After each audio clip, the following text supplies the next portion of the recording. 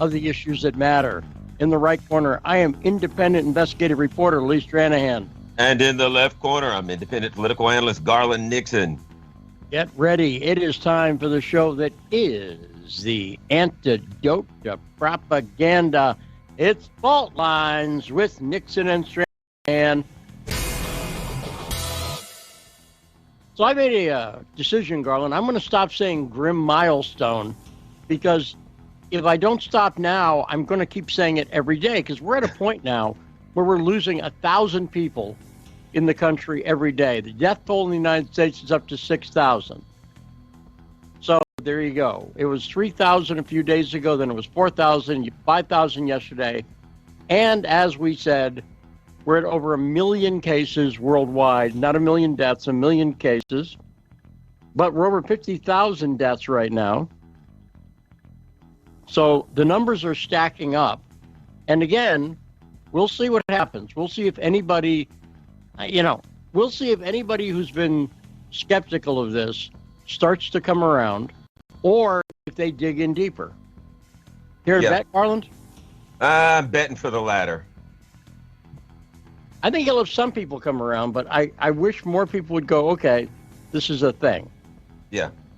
Yeah, it depends. There's some people who are different levels and different kinds of people who deny that some people deny it even exists. Some people are saying there are no deaths. I mean, it's kind of mind-boggling to me.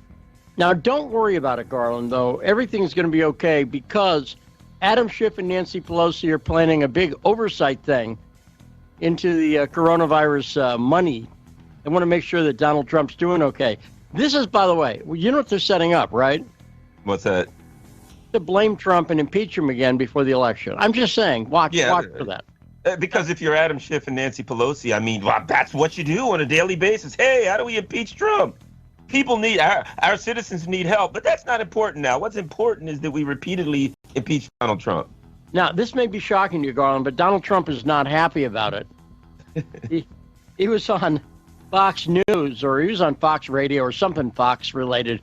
I guess Brian Kilmeade, the guy on Fox News, I guess he's got a radio show. Anyway, Trump called it witch hunt after witch hunt, which again, hard to argue with. And again, I'm critical of Trump, but this is, come on. Well, and here's the other part, Nancy Pelosi and Adam Schiff. Do you think I would feel any happier? Do you think those of us who oppose what you guys just did would be any happier if you were way to the corporate billionaire? No, we would not. We'd be like, oh, hooray. We're no longer opposing a multi-trillion-dollar corporate giveaway to the billionaires because these people are overseeing it. Yeah, right. Now, I got to point out something. You remember there was this guy, he was a Navy commander of the USS Theodore Roosevelt. Remember, he was the one who a few days ago said, he sent a letter saying there seems to be a coronavirus outbreak. And he was worried about it. He sent a letter to multiple naval officers.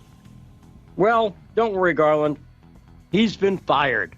Well, the problem is solved. Hooray!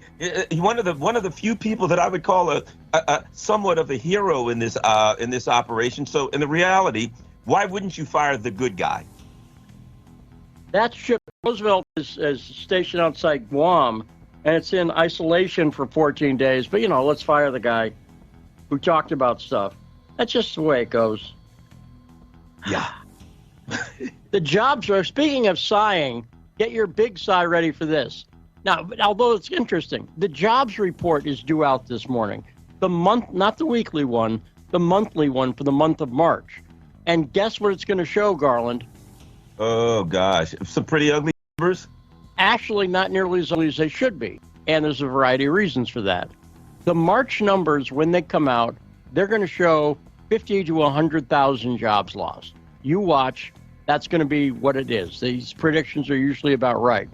However, we know that in the past 2 weeks, 10 million people have filed unemployment claims.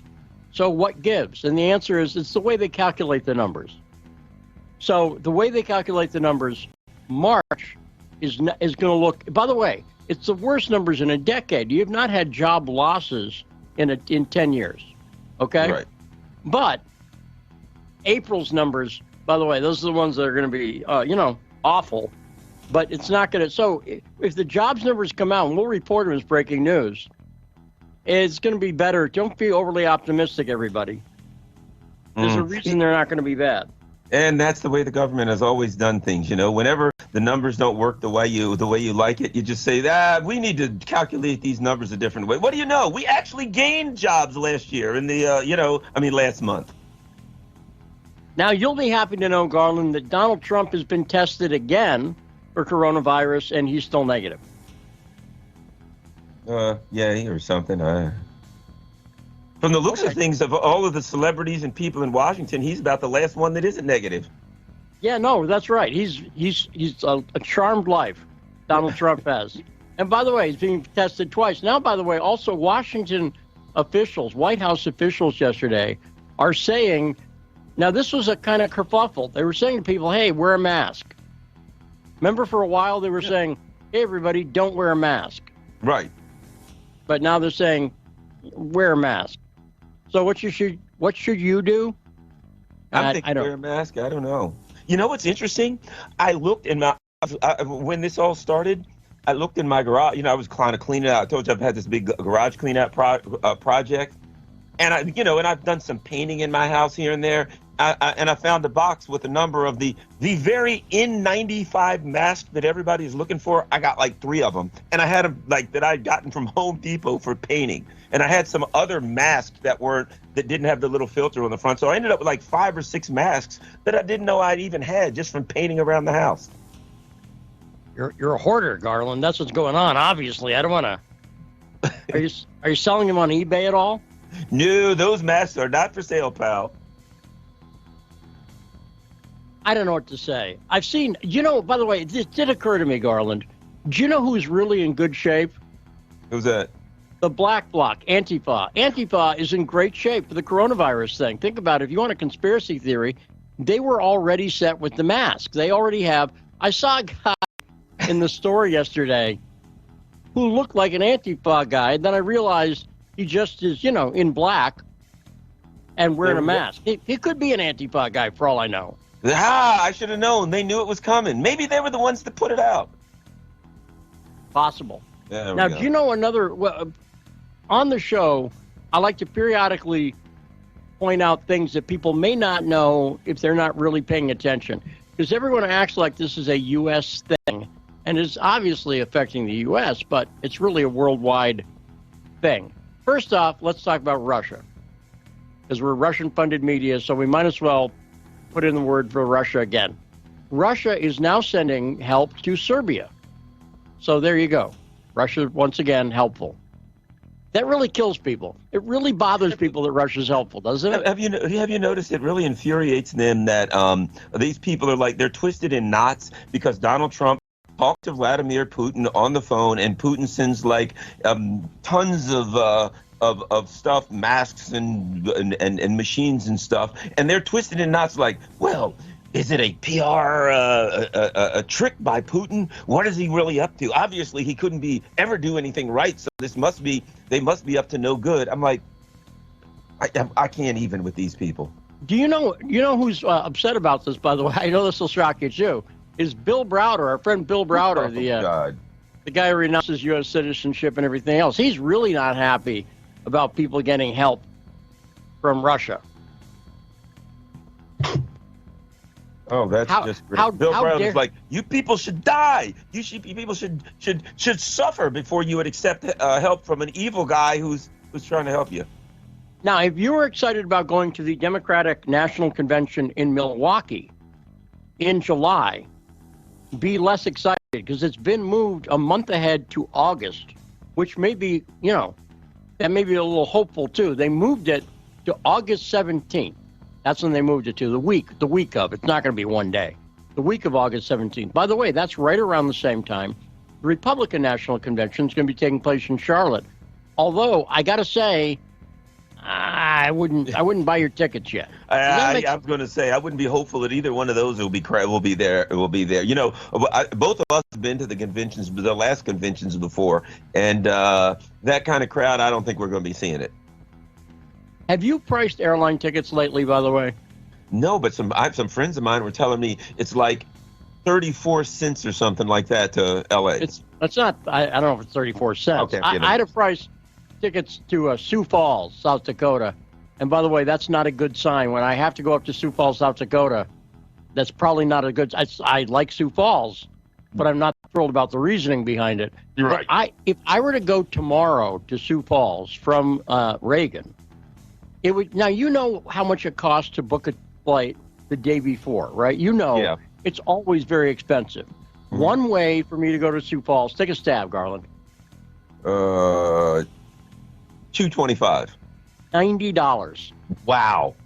$90. Which again, that is buying the day before. Wow. If I planned it, I could spend $77. Wow. I'm just saying, and that and Sioux Falls, because it's not a hub or anything like that.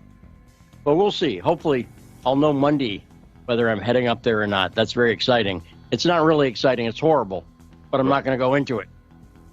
But it is horrible. Now, with the Democratic convention move, that is one of the last big question marks on events that people were wondering. But some people are saying, Garland, this is going to still be going on into September. So we'll see whether that's a smart move. Now, one other thing here. Well, let me say this. If it was a smart move, it would be the only smart move that the Democratic Party has done in the last several years. So Stephen Mnuchin, the Treasury Secretary and Bonesman, he is pushing this new program that they've got, which this seems like a good part of the stimulus, I think, maybe. At least the way he's selling it, it sounds good. This allows small businesses to get loans, but the only way they get to the loans, and the loans are forgivable, is if they keep their employees on. So in other words, if they don't furlough or fire employees, they get the loan. Oh, that's great. Right, yes. That sounds good. Yeah, and also we're going to have Lena Cush on today at 8:30. And so small business owners might want to especially tune in for that because she's very familiar with options for small businesses, people, and for things that they can get, loans, things like that. So she can probably fill us in on a lot of ways that to help small businesses now, particularly during this crisis. Looking forward to that. We got more coming up. Taking your calls next, 202-521-1320. It's Fault Lines with Nixon and Stranahan.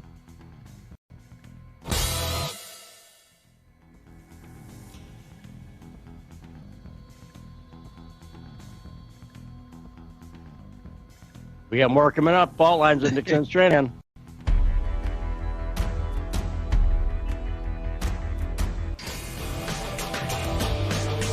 Fault Lines. Tune in every Friday to Loud and Clear with Brian Becker for a weekly segment of the worst mainstream media headlines of the week. They tell us what's behind the worst, most misleading, and funniest headlines from around the news with Steve Patt of the blog Left Eye on the News. Together, they pull apart the corporate media's bias, spin, and downright lies. Tune in this Friday and every Friday for the worst and most misleading headlines of the week.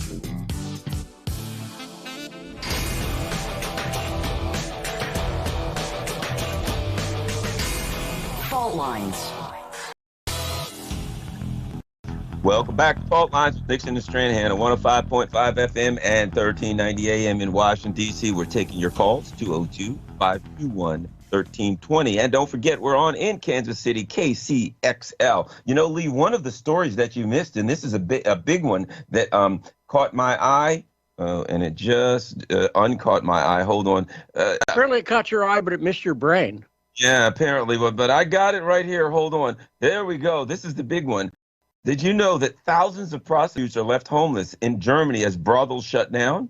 That prostitution is actually a legal activity, and a number of the brothels shut down, and thousands of the foreign sex workers, many have been, are kind of homeless and out and about. So that's an unfortunate. There are a lot of weird things going on that you never even thought about. Here's an example. I didn't even know prostitution was legal in Germany, and I never thought about the fact that the prostitutes actually live in the brothels, and if the brothels shut down, they're out in the street.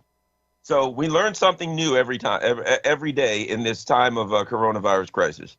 Well, that's why, Garland, we're proud to announce on Fault Lines our new program. We're trying to do humanitarian stuff. It's called Adopt a German Hooker. Now, this program, by the way, we're opening it to people who'd like to bring a German hooker into your home, or you can just sponsor a German hooker. Every month you'll get a letter from the German hooker that you should use gloves to open. Let me just point that out for a variety of reasons. Right. You'll get an update on what the German hooker's been up to, and you'll get some pictures as well. Because, why not? Actually, I knew prostitution was legal in Germany because a friend of mine, the late, great Ron Thornton, he's passed away now, but Ron Thornton, he was a British visual effects guru. He did, if people in the UK, he worked on shows that you've heard of if you're older, like Blake 7 and stuff like that. But he also did Babylon 5, which a lot of people know in the United States. He was a great visual effects artist, went back, he worked on Star Trek, he worked on a ton of stuff. And Ron Thornton, Brit, he told me a story once, and we were talking about prostitution in Europe. And he was talking about Germany, and he said, so the best prostitutes are in Hamburg, but the problem is sometimes they aren't ladies. No, and jeez. And you don't know until the last minute.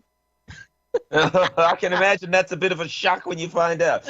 Ron told me that at a party once, and I'm like, well, yeah. But, I had the feeling that Ron was just, like, copacetic with it. He was like, okay, well, whatever. I guess that's what we're having for lunch. Well, how about on that note, we go to Wildman in Missouri. Wildman, you're on. Yeah, I just want to give a taxpayer's point of view on this whole thing with GM, the car companies on the ventilators. The way I look at it, GM, these car companies that got bailed out in 2008 should be ordered to make the ventilators for free because technically we already paid for them when us, the taxpayers, were forced to bail the car companies out in 2008. So the ventilators are bought and paid for. GM, make them for free. My view as a taxpayer. They're already paid for. Well, that's another. Hey, Wildman, by the way, thanks for the letter yesterday. I passed that on. I appreciate the tip. Because Wildman sent me, I got wild mail, Garland. Oh, wow. I never thought about that. That's something new. Wild mail. Trump is also pushing he's finally using that wartime act that allows you to make companies do stuff. And he's going to be making some companies do stuff who aren't doing stuff. He's going to have them put stuff in for the ventilators and everything. And General Electric is one of those companies. And actually, General Electric is working with, I forgot, the bottom line is, I think General Electric makes some of these things, and they're going to be working together with the car company. I'll be honest, I'm all for it. It's, it's like the war effort in the in the early 40s, where basically they said, okay, the country all has to muster together for a problem. All you guys got to build stuff for the war effort. So now, I'm all for it. Oh, go ahead. Me too. And by the way, the next thing, he may be forcing German hookers into making ventilators. Or at least that's what they're calling them. I don't know why. For some reason, I don't think those German hookers, a lot of them are going to have problems finding places to stay. If there's like a website in Germany that says, okay, bring a German hooker into your house it'll be flooded. I think it's just going to be flooded. By the way, if we, producer Shane, it's not often because, producer Shane's my son. So it's not often to say, son, see if you can get a German hooker on the show. But I just said that. Go ahead, son, get a German hooker. I would actually like to talk to a German sex worker about what the situation is like. So if there are any German sex workers out there, I'll just go with sex worker and make it seem more like a, less insulting. I'm going a little bit more Norm Macdonald on the German hooker thing. But I would seriously get it. If you're a German hooker who listens to the show, feel free to call in. 202-521-1320. We got Tarif from New Orleans. That's quite a segue. Hey, Tarif, how you doing this morning? Good morning, gentlemen. I'm doing fine. I got two comments. I was on a call with the Leonard LaRouche group last night, and one of them was talking about named Keisha that's running for Congress in the District 22 in Houston, Texas. She shared some important information about this technology that need to be invested in. So Elon Musk, if you're listening, please invest in this technology. It's called ultra-fast laser technology, and what it does, it kills It can kill pathogens in blood, such as viruses and diseases. People, please put that in ultra fast laser technology in your search, Google search it, please. And also, I saw a report from the Telegraph, but other articles attached to it, saying that you had components to a COVID-19 test that was contaminated with COVID-19 going to Britain, and whoever done that, and these despicable people, whoever done that, need to be tried for crimes against humanity. That's all I wanted to say. So thank you very much. Lee, Tarif calls in and gives a lot of information. And a couple times he's called in and said things, and I've thought to myself, well, I don't know about that. I think Tarif's a little bit out there in left field. And then when I researched it, I'm like, the next day when he called in, I'm like, sorry about that, Tarif, but you were on the money. So I found that, when he calls in and gives us advice and stuff like that, I take notes. He seems to be pretty good at researching his stuff. No, he is. Yeah, Tarif's great, and we appreciate his calls. 202-521-1320. If you want to call in before we head to the break, we got a few, couple open segments. 202-521-1320. Yes. Yeah. So, and I tell you, I've found, Lee, I have found that, and I've been talking about it for people who are out there, kind of twiddling their thumbs and figuring out what to do. I have found that really getting on like projects that I've put off for a long time, whatever it is, you know what I mean? Just especially projects like cleaning out a room, a closet, a garage, doing things like that is really, really helpful at this time, because let's face it, you have time. And, when your mind is idle, it's not, after a while you either, get freaked out or get bored or something. So I think it's very, very healthy for people to find things to get involved in and find things to do. Although, again, a lot of people live in apartments, a lot of people live in small places, so it's not as easy as all that, I understand. But just a suggestion, something I found out that's worked pretty well for me. Yeah, well, I like I say, I've been playing piano a little, but also panicking. That's the other thing I've been doing. Not about the coronavirus thing. I got other stuff going on that I'm panicking about. But the coronavirus thing is actually, I swear to God, it's the least of my worries. You know what's interesting? Imagine what a disaster certain portions of my life are when the least of my worries is the coronavirus thing. Yeah, when you get down to it, I think, and when people start to look at this thing, I mean, the actual coronavirus itself, yes, but you start to realize there are a lot of other things going on around you, and there's some related, some not, that there's plenty for us to have concern about. So, yeah, I understand what you're saying. It's not just you, I think here's what happens too. At some point, those of us who, are making it, are surviving it, start to look at realize that, we have a life, and that some of the same headaches are still here that were here before, and some that weren't here before have risen and gotten worse. I'm not trying to tease people. I'm not going to get into a huge amount of detail, but my divorce has turned very bad, and I'm concerned about my younger kids. I'm very concerned about them. Right. And here's the problem. The courts are shut down in Virginia. Right. So you literally can't go to court that you normally would be able to go to court for. Does that make sense? Right. And so, right. And by the way, I'm obviously not the only one in this situation, and I'm probably not the only one. I'm certainly not the person who's worst in this situation, because whatever I'm worried about, I'm not worried about the children being killed or anything like that. I have other concerns, but I'm sure there's people who have bigger concerns, or domestic violence or that kind of thing. That's not a concern for me here. But the whole coronavirus thing has made it much more difficult, and has made it for instance, here's just for instance, if I want to travel to South Dakota to deal with that situation, is that essential or permitted or whatever the hell it is? I think so, but I think a lot of people think whatever they're doing is permitted. You see what I'm saying? Right. It seems important and essential to you, so I don't know. That's right. And so it is one of those things you start to realize that it's not just affecting people's ability to go out. Like if you were being, I'll tell you another example, legal for me, it's loads of fun. That lawsuit I'm being sued by a guy named, about that. I'm being sued by a guy named Brennan Gilmore, who didn't like some things that I said that were all true about Charlottesville. I pointed out the similarities to Ukraine, but he didn't like that. And he's suing me. Well, that whole lawsuit, I'm, among Alex Jones and other people being sued, that whole lawsuit, and by the way, me and the lawyers are all getting along splendidly. That's literally true.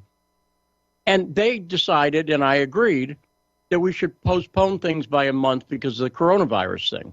So that lawsuit that was moving ahead, and like I say, that's two examples of how this is affecting jurisprudence that I'm personally dealing with. Well, how about this? I've got an issue because I had a run-in with a particular bank a few years ago, and they put something on my credit that was really bad and really wrong. And I ended up, in filing, a complaint with the banking commission. They had to take it. They took it off. They sent me a letter acknowledging that they were wrong, blah, blah, blah. Okay. A few months back, it pops up again. I contact them and they're like, oh, our bad, somebody in our people, must have did it, whatever. So there's horrible things on my credit. So now they're like, okay, we'll take it off. We're sorry again, right? But now everything's closed down. I'm having trouble. So here that's a concern. Granted, people have bigger fish to fry than that. But just like you're saying, I'm trying to deal with this thing, and there's like everybody working from home. There's nobody to deal with that. And so if you have any kind of a legal headache or any kind of a headache within the system, it's nigh impossible to get it dealt with. And I'm sure a lot of people are dealing with this kind of crap. And again, how do people get protection orders if their spouse or significant others beating the crap out of them and they want a protection order? How do they get that when the court's closed? I was talking to my future ex-wife's attorney, which tells you how things are going. I was talking to the attorney, and I said, because the courts here are closed, and this is just true, I said, we're in an unprecedented situation where normally there might be a 6-month time limit on something, let's say, right? If you can't get to court, how's that going to be adjudicated? And the answer is it probably will. They'll go, okay, well, we adjusted it to an 8-month, or you see what I'm saying? But that's the kind of stuff they're going to have to deal with. And in Virginia, the Virginia Supreme Court, the reason they're saying call back Monday is on Monday, Virginia Supreme Court is going to be coming back and saying, okay, here's what's going on. It'll probably be like videophonic or telephonic appearances where I'll probably be able to like call in or something. You see what I'm saying? Yeah.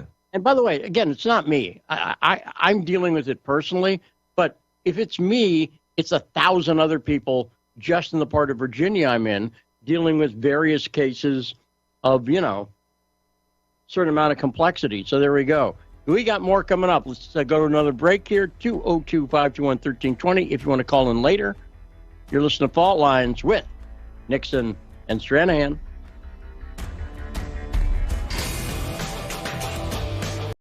Fault Lines. You're listening to Radio Sputnik. So, Sean, what do you want to talk about today? Well, Bob, that's easy. I want to talk about the need to stop the development of self-driving cars. Again, Sean, you're driving me nuts. I think the self-driving car thing's already out of the gate. No.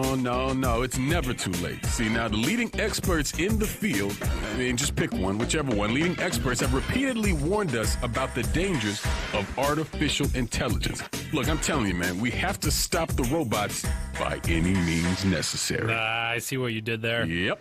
Tune into our show By Any Means Necessary daily from 2 to 4 p.m. Eastern Time on Radio Sputnik. And don't forget to call in at 3:20 p.m. to our studio number 202-521-1320.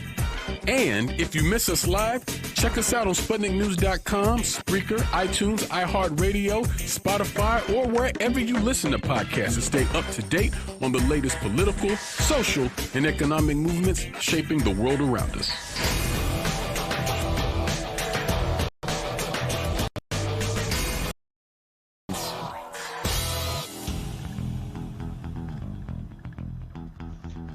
Welcome back to Fault Lines with Nixon and Stranahan on 105.5 FM and 1390 AM in Washington, D.C. We have with us now speaker, writer, journalist, political analyst, and author Caleb Maupin, who, by the way, happens to be in New York City. Good morning, Caleb, and welcome back to Fault Lines. Good morning. Glad to be here as always, talking to you from the episode. I'll have you know. Good.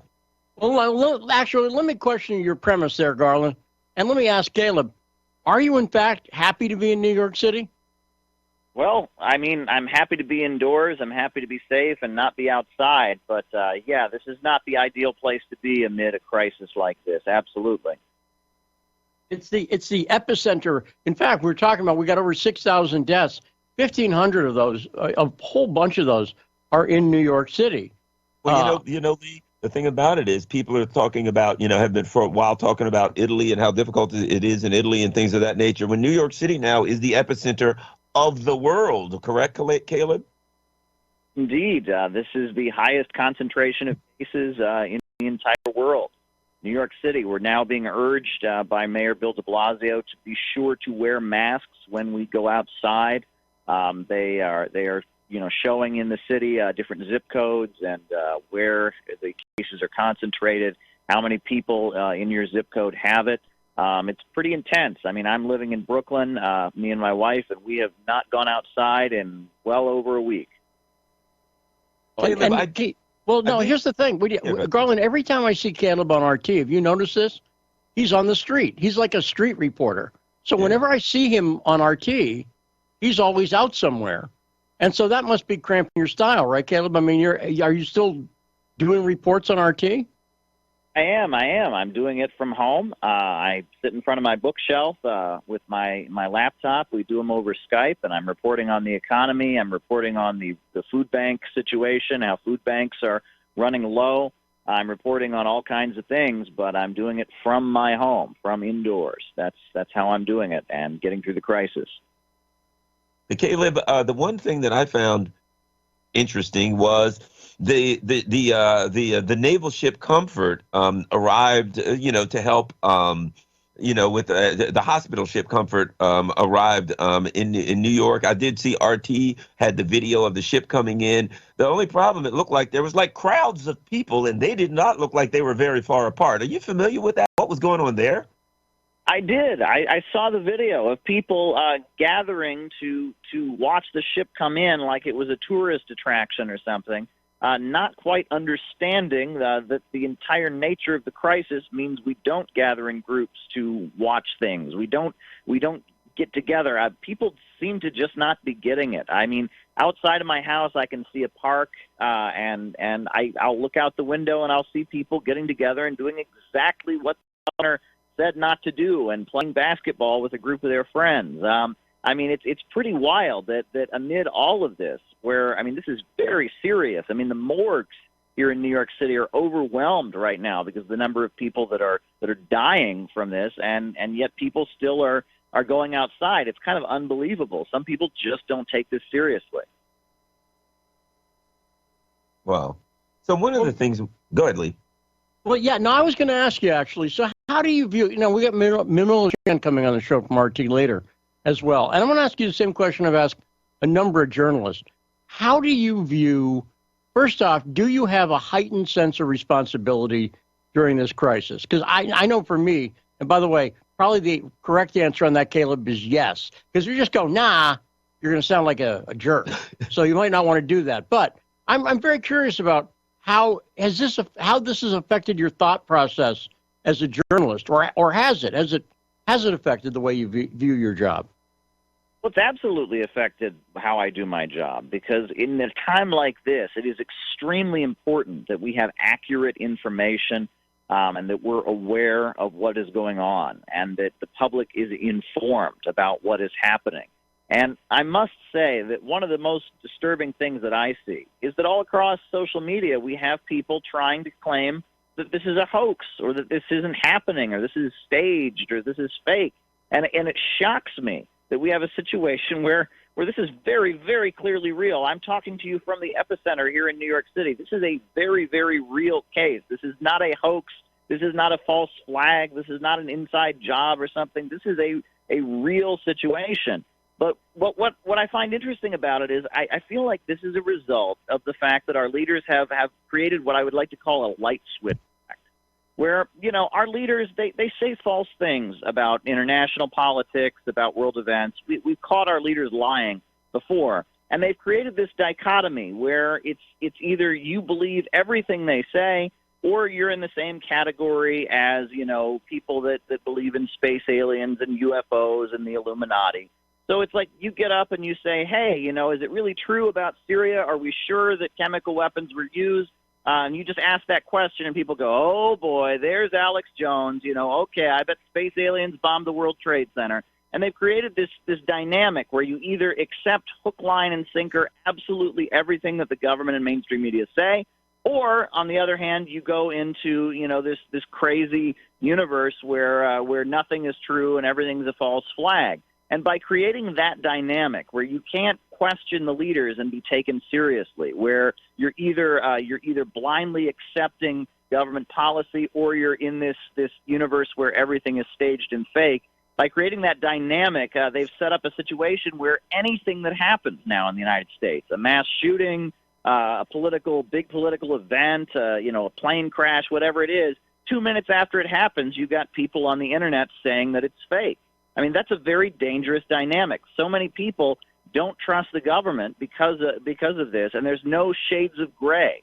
There's no way to say, you know what, our leaders are sometimes not honest with us. Let's dig into the facts. Let's investigate. Oh, no. It's either on the one hand, you believe whatever they say, or on the other hand, you question absolutely everything, and everything's a big government conspiracy. There's no middle ground. There's no sensible questioning of authority within American discourse. It's extremely dangerous.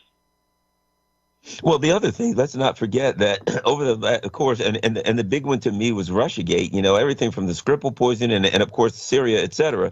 Let's not forget that, journalists who, such as Robert Fisk, journalists who were highly decorated, some of the most highly decorated journalists in the world, were literally by the mainstream media attacked and called conspiracy theorists when they were on the ground doing their job in a way that the mainstream media wouldn't. Though it got to the Jimmy Dore when he questioned the Syrian gas attack and turned out to be correct, was literally attacked on CNN as a conspiracy theorist. So it's gotten to the point that since valid valid journalists and valid complaints against the mainstream media tropes have been branded as conspiracy theorists, that people actually wear it as a badge of honor anymore. So that people can come up with anything, and they're like, yeah, they're just calling me a conspiracy theorist because I'm right. And so a lot of people have talked about this. This unfortunate circumstance was created by a mainstream media that was in some instances careless, and in many other instances deliberately ill-advising people and attacking people who are trying their best to do good journalism. Caleb. Indeed. It's the little boy who cried wolf.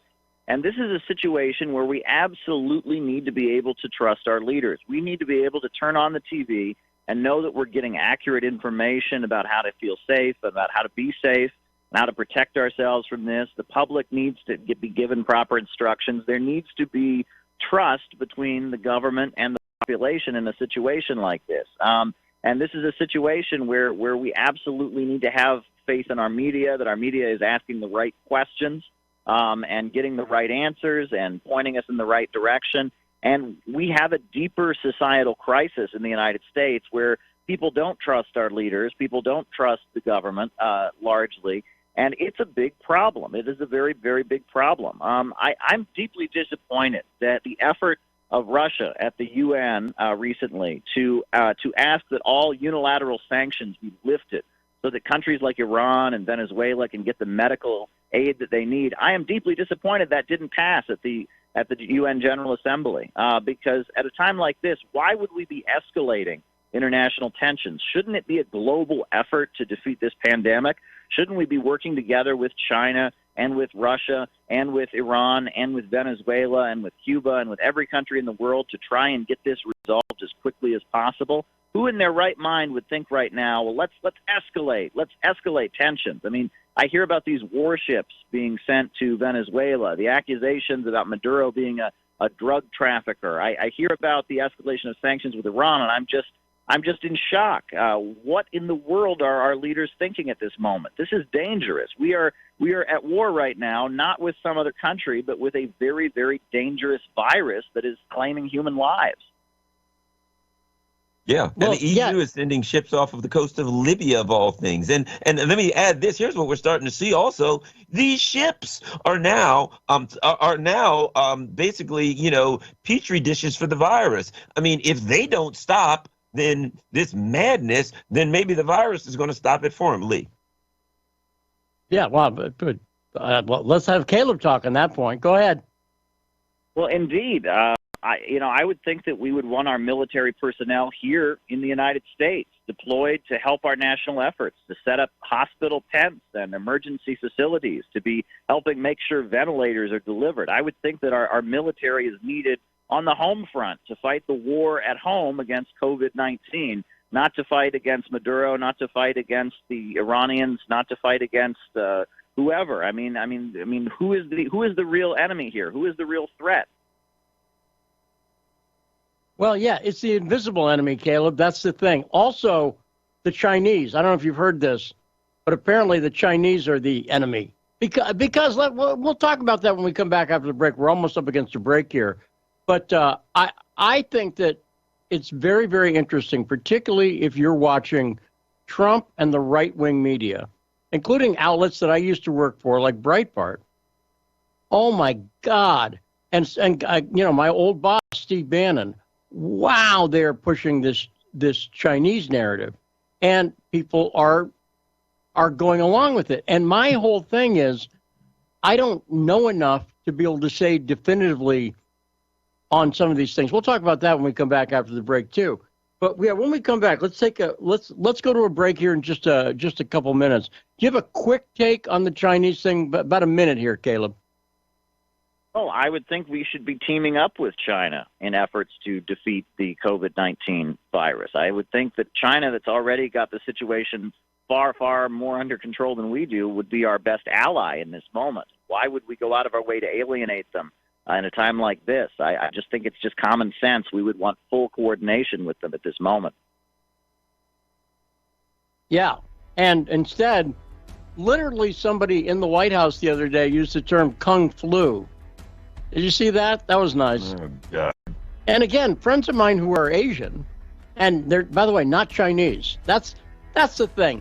If you're Asian, you might want to wear a T-shirt that says "I'm not Chinese," or if you're Vietnamese or Filipino or whatever you are.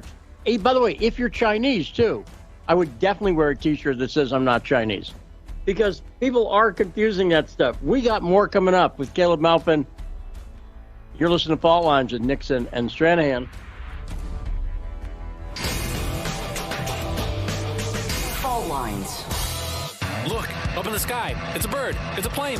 It's a Tic Tac UFO, man. Just like the one the U.S. Navy caught on video in 2004, but only came clean about it last year. No, I'm pretty sure it was a bird. Whatever. Get nerdy on Wednesdays with Revelations. The Political Misfits look into the world's mysteries and a lot of UFO stuff.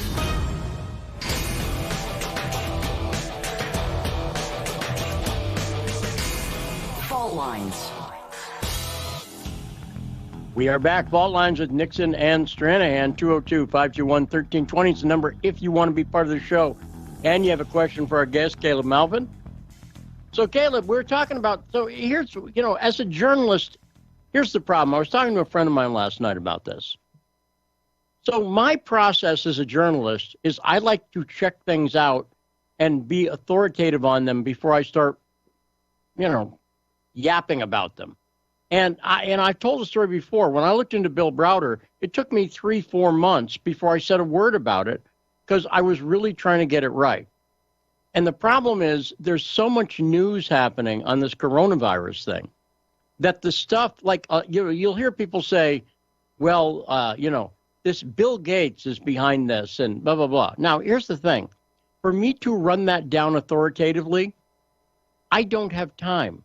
Well, all I mean by that is the events are happening so quickly that to really run down that story or the 5G story, take the 5G story, for me to run it down and look at the claims and counterclaims and everything else, trying to be a good journalist would take me a couple weeks. Then we've got the coronavirus thing going on and the unprecedented news every day. And then I got this whole nasty divorce thing going on and everything else that I just have, that people have normal stuff in their life, even in this crazy time. So I've found the thing I can do authoritatively is talk about stuff like the $2.2 trillion stimulus bill. Yeah. That was bad. That's pretty easy for me to say. That was, and by the way, when I say that was bad, I'm not saying every aspect of it was bad. I'm saying when you've got a giant bill that's 1,000 pages and no one's read it, that's already bad to me. So again, how this affected, do you agree that it's like we're being hit in the face with a fire hose of news, right? Oh, indeed. And we're being hit not just on the health front, but definitely on the economic front. The mortgage banks are taking, this 180-day furlough, and payments are not going to be made. Major Wall Street institutions are on the brink. I mean, at this point, we've got food banks around the country that are getting about half the level of donations, but a huge level of demand. So many people have lost their jobs, don't have their income. I mean, this is hitting the country on every front. Absolutely. I mean, we are just facing it full on, and it's hard to keep up with everything that's going on. I must say that Mike Pompeo is kind of distinguishing himself, because for a while it seemed like the whole Trump administration was on board with the blame China for the crisis narrative. But now that doesn't seem to be the case. Trump set up Project Airbridge, so they're now flying in supplies like face masks and gloves and thermometers from China to New York City. It's a private-public partnership that's been set up. U.S. healthcare companies, U.S. government, Chinese corporations. And so we have a lot of medical supplies coming into the city in like emergency flights. So the Trump administration has suddenly changed its tune on China, but Mike Pompeo has not. Mike Pompeo is really hammering home that this is, he calls it the Wuhan virus, the Wuhan flu. China is responsible. China did this. And it's interesting because, Mike Pompeo comes out of the CIA. Right? And the CIA, we know they're not Trump's biggest fan. A lot of the CIA folks tend to be Democrats, liberals, favor soft power, favor social liberalism, feminism, LGBT rights and stuff. But there is a faction in the CIA, if you look at it, right? The Bush family, Herbert Walker Bush was CIA director for many years.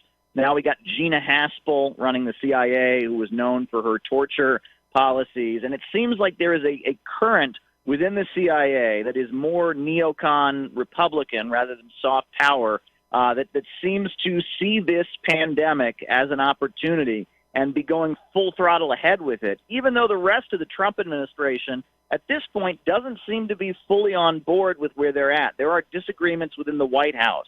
And while some voices are all out to blame China, all out to escalate international tensions, I get the idea that in some cases, the Trump administration wants to work with China on this. There are different voices within the White House. Do you agree with my assessment?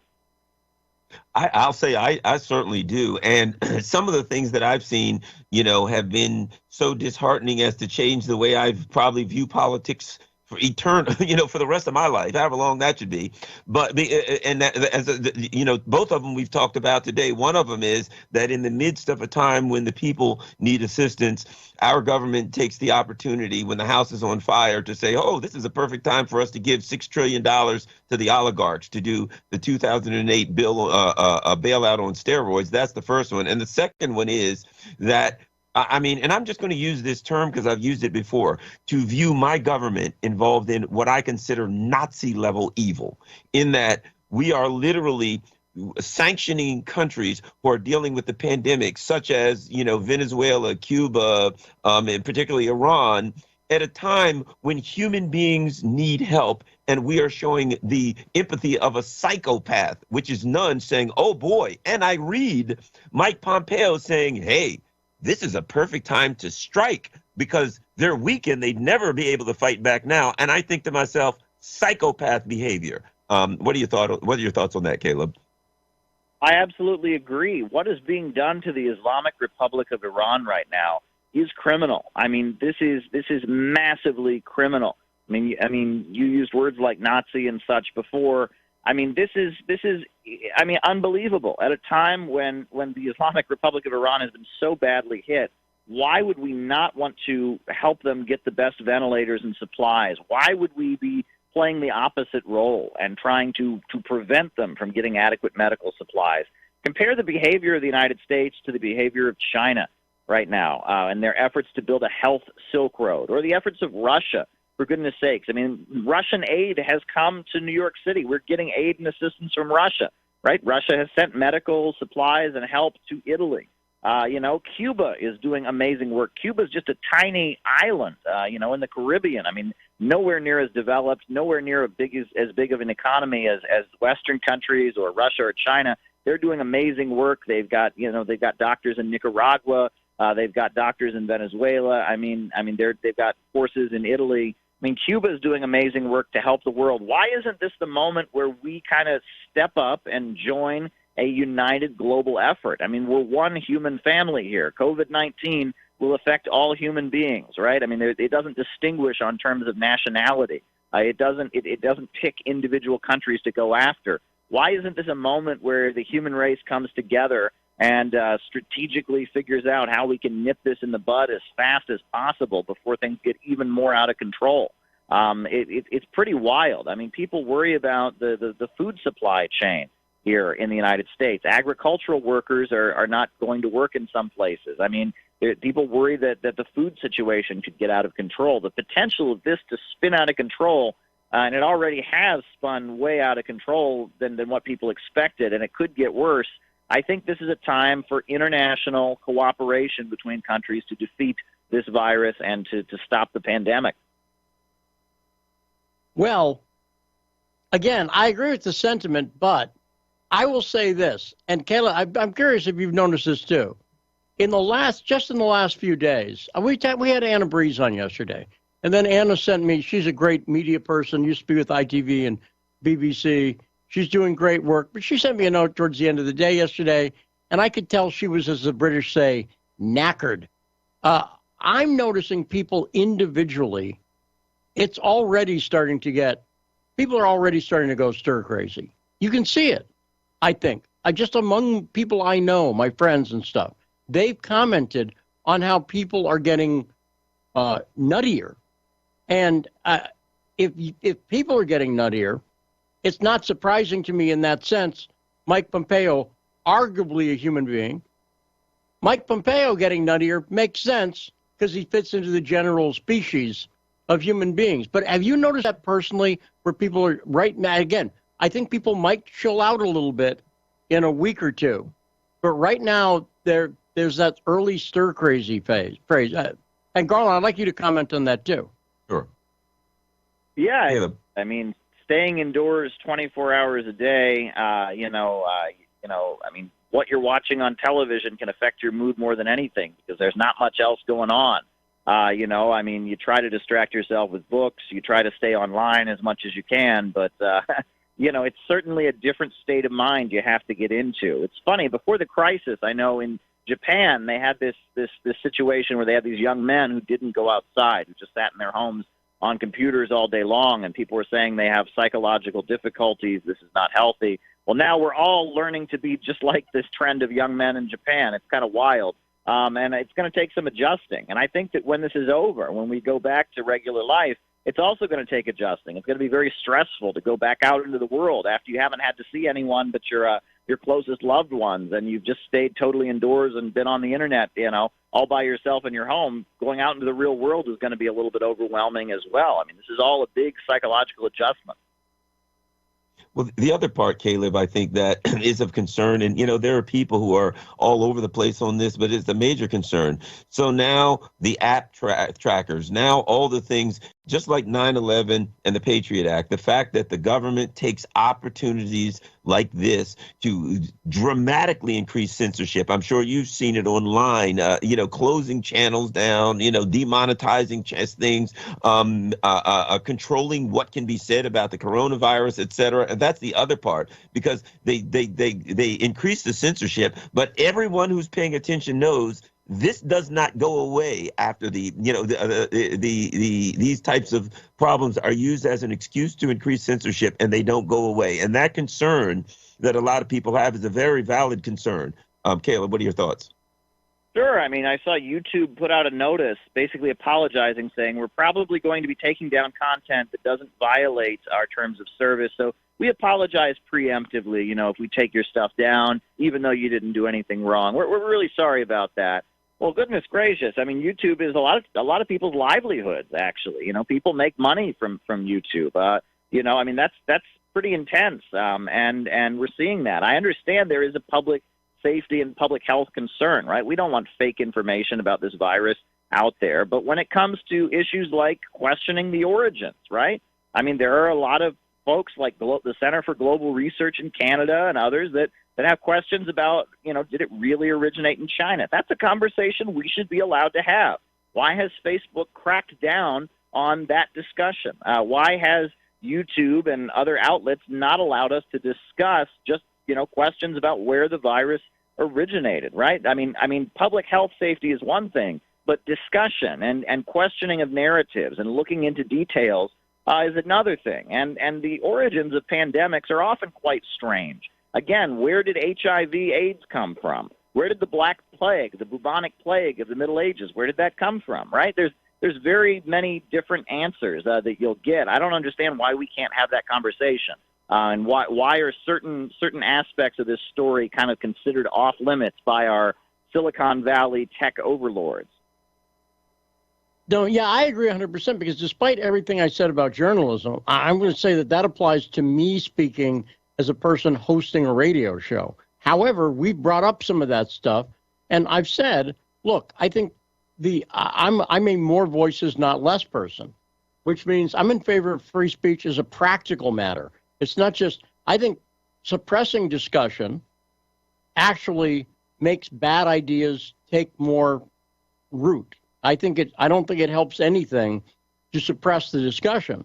And while there's certain stuff I don't particularly feel like discussing on the show at this point, mainly because of time constraints and because I don't think we could do it justice. There are serious topics that I don't think we could do justice in the short amount of time that we have to cover things. That being said, I think people should absolutely be able to discuss it on YouTube, on Twitter, any place else, because I know for me personally, I can watch a video on YouTube and choose to disagree with it. I don't just take in everything and go, okay, well, that's true because I saw it on YouTube. And I think other people can act like adults too. Now, by the way, not everybody, but that's not the standard we're using. Caleb, we're almost out of time. What's your quick take on that? I think we live in very, very interesting times. And as was said before, precedents are being set. A lot of things are not going to be rolled back once the pandemic is over. I also think there are big disagreements among the circles of power right now, and there are some big factional struggles behind closed doors. And it'll be interesting to see how that gets resolved and plays out in the lead up to the November election, because it seems like there are some big factions and big alliances within the American deep state that have different opinions about how Trump is handling this and about what really needs to be done. So I think that this is going to escalate the division among the circles of power in the United States, and tensions will intensify as if they already weren't intense enough in the age of Trump. Yeah, I agree completely. Caleb Maupin, thanks so much for joining us. We really appreciate you having the show. Stay safe there in New York City. Keep up the great work. We have more coming up, 2 more hours this morning, including the finale of the week, as usual. Tom Luongo will be joining us from Gold Goats and Guns. We got more coming up. Your calls as well, 202-521-1320. You are listening to the best morning radio show in America. It is Fault Lines with Nixon and Stranahan.